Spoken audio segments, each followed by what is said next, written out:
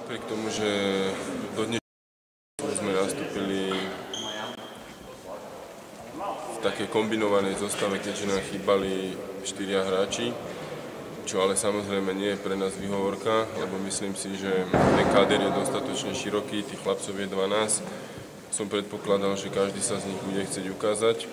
Skôr som mal z dnešného zápasu opačný pocit, že tomu tak nebolo. Začali sme ale celkom dobre, viedli sme 2-0, príliš sme sa s týmto výsledkom uspokojili. Po prestávke sme začali hrať pre mňa nepochopiteľné, zle, chaoticky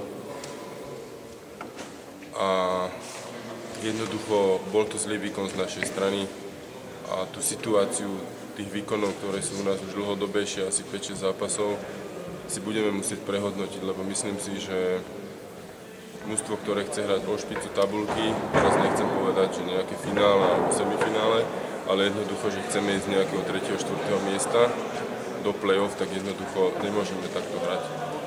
Domácim samozrejme nemôžeme uprieť snahu, najmä teda po tom ich góle z tej penalty na začiatku druhého polčasu sa chytili, začali hrať pressing.